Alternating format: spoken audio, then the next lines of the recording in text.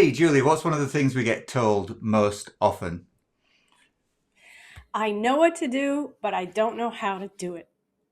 That's absolutely right. And one of the biggest areas we see this in is when it comes to protein intake. We get told all the time, I know I should eat more, but I can't seem to work that out in real life. Yeah, it's really common, and that's what we call the protein gap. It's that space between getting all of the advice until you're blue in the face, but not being able to actually put it into practice. And that's what we're going to be covering in our practical workshop called the Protein Gap coming up on Thursday, May 21st. So if you want to join us and get your perfect protein plan finally sorted, see protein at fabulousbeyond40.com. And also, if you want to check out any of our other workshops, see fabulousbeyond40.com/workshops. All right, we hope to see you there. Now let's get on with this week's show. So, have you ever felt like your body just kind of changed overnight? You have the same habits, maybe really healthy habits, you're putting in the same effort, but all of a sudden you're feeling bloated, you've got a lot of brain fog, you've got that stubborn weight you can't seem to lose, cravings driving you mad, sleep that seems like it's coming from an alternate universe, and then you're told, oh, it's just your hormones, or even worse, it's just your age, right? And this is what almost nobody's talking about. Your hormones never act alone. They're part of a system, and your gut is a really important part of that conversation. So, if your gut's out of balance, your hormones don't stand a chance of behaving themselves. So, today we're going to pull back the curtain on the gut hormone connection so you can understand why your microbiome might be the missing piece if you feel like your body's gone a little bit rogue after 40. So, welcome back to Empower Your Menopause. This is a podcast where we talk about all things health, happiness, and hormones for women over 40 without all kinds of fluffy stuff, fads, or just eat less and move more nonsense. So, I'm Coach Julie. And I'm Coach James. Today, we're going to get into something that might sound a little bit sciencey, but it's actually really practical because once you understand this part of it, a lot of things start to make sense. Why your weight might feel harder to manage, why your energy dips, even when it feels like you're doing everything right. I say that in air quotes. Why your mood, cravings, digestion, everything seems to be having its own little group chat without you being part of it. And spoiler alert, your gut isn't just about digestion. It's not just a food tube, right? It's influencing your hormones. It influences your metabolism, your immune system, everything. So let's break this down into plain English. What actually is the gut hormone connection? What's happening in your body after 40? And most importantly, what you can start doing about it without turning your life upside down. So let's start with what's changing after 40, right? Our estrogen production is declining. It gives us less protection throughout our whole body. We have estrogen receptors throughout our entire body, even in our gut lining, in our lungs, in our brain. It's really important. And the gut lining, especially, we're talking about something that's one cell thick, right? And if we are having declining estrogen, we don't have that protective effect.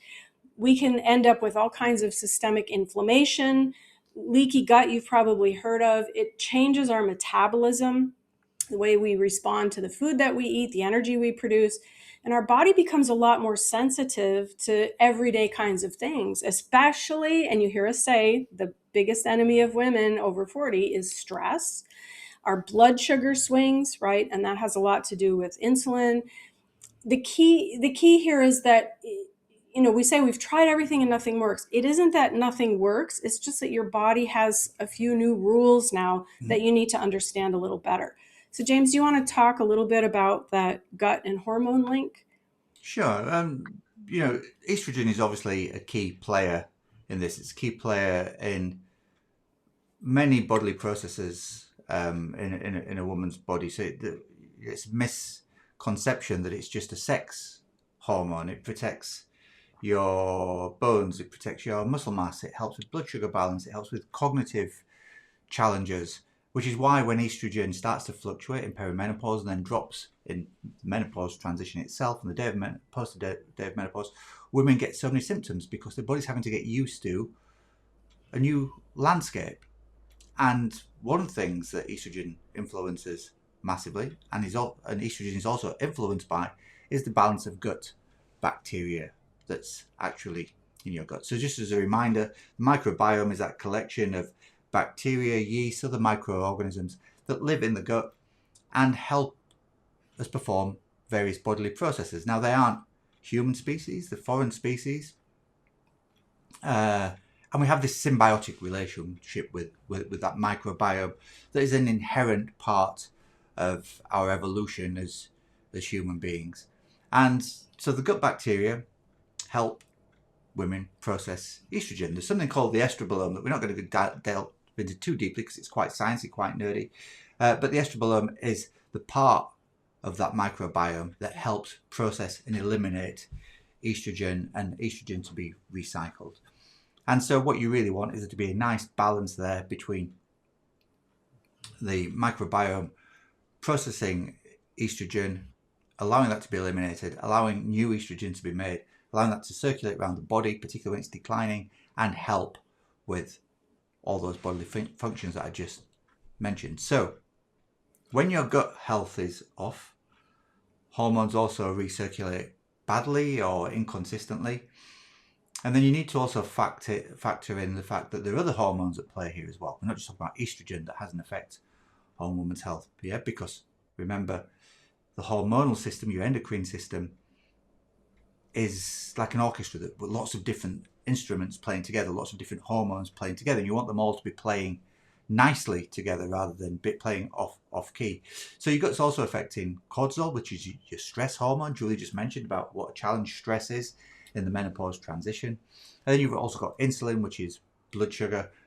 Blood sugar balance is really important for all sorts of things: nerves, anxiety, fat storage, weight management. And so you've got 3 hormones there that are key in all of this, that are all being modulated in some way, shape or form by your gut health. So you might just want to think of, the hormones are the messengers. They go out and they do stuff, but your gut is kind of mission control. It's what's telling or helping those hormonal messages go off and do their job. So if mission control's out, then the mission's out, right? If I draw that analogy to a total sort of conclusion. But Julie, just take us through then, when that mission control is out, when the mission's off kilter, what does that actually look like in practice for a woman? Yeah, and this is where I hear one of my favorite not favorite phrases is, I just feel like a hot mess, right? I have all these symptoms. There are over 60 scientifically recognized symptoms of menopause, but we think there are many more because they can easily be linked to something else. But these things tend to escalate during the menopause transition. So perimenopause all the way through postmenopause. And those are things, I mean, who hasn't had those days where you feel really bloated? Especially in menopause, we're accumulating more fat around our belly, around our midsection. That is a part of the menopause transition because that fat storage becomes an endocrine gland and produces estrogen when our ovaries stop producing it. So it's one of the reasons why our body does that. And then, of course, you add stress, and cortisol preferentially deposits fat around the belly. And that's something that almost everybody we talk to is complaining about and struggling with because they can't seem to get that down. We have all kinds of different cravings because our body's looking for something to satisfy it. And if we're not nourishing it well, we're not feeding the microbiome. And that in turn causes a lot of different cravings to happen because our body is constantly searching for the nourishment that it needs. And brain fog, I mean, probably one of the top symptoms that women are dealing with at this phase of life.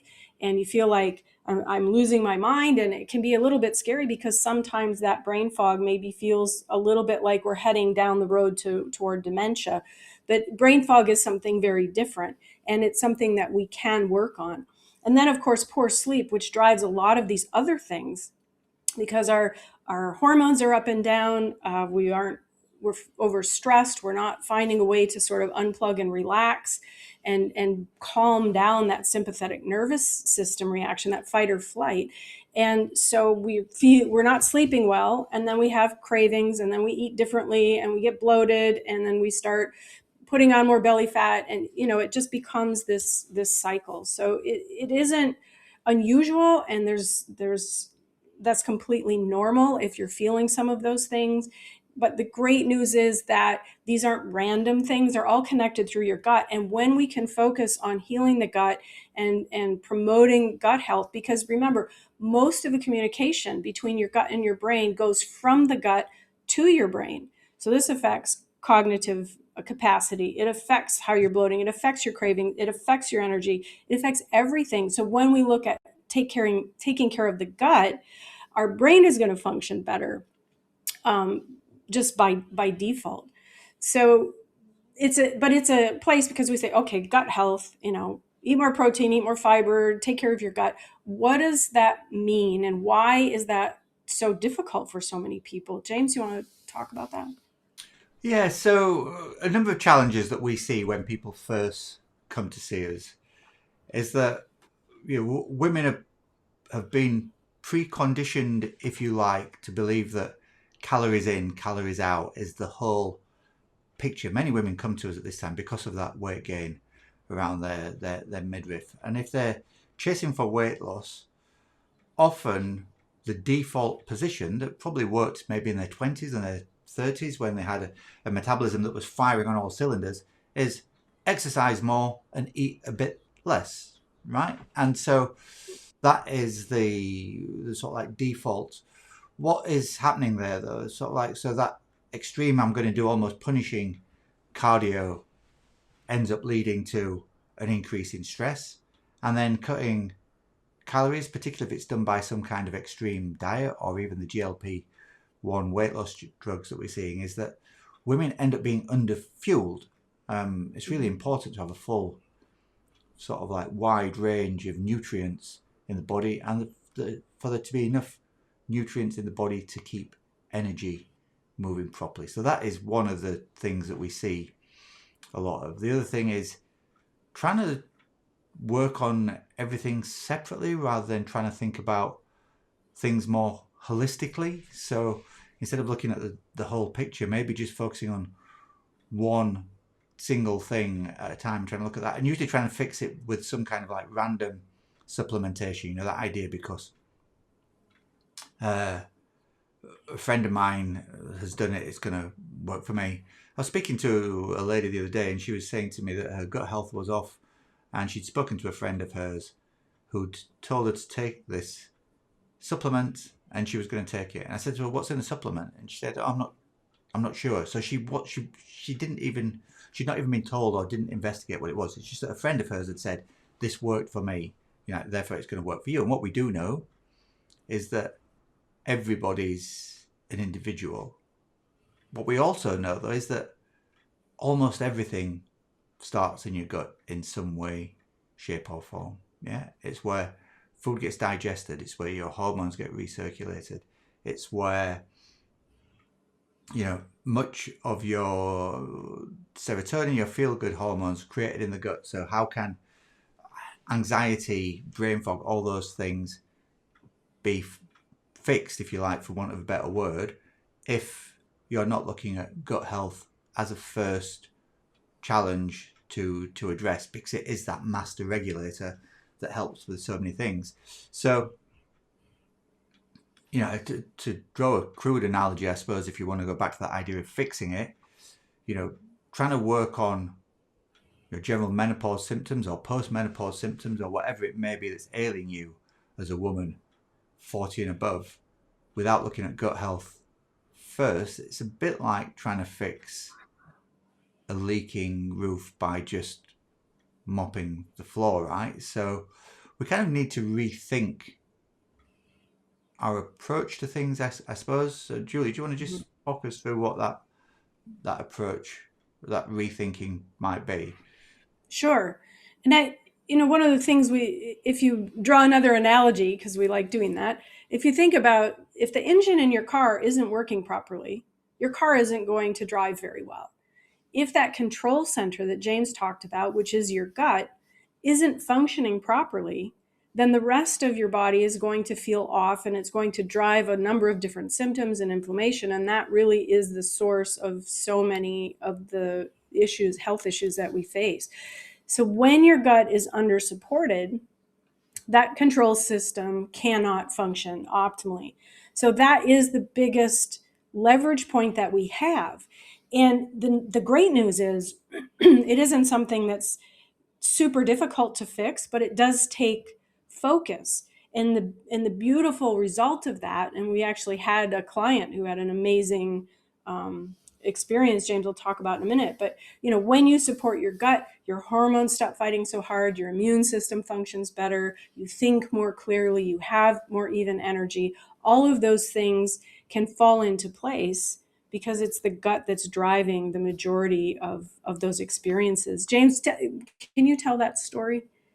Yeah, so we do a series of talks periodically on gut health for various conditions.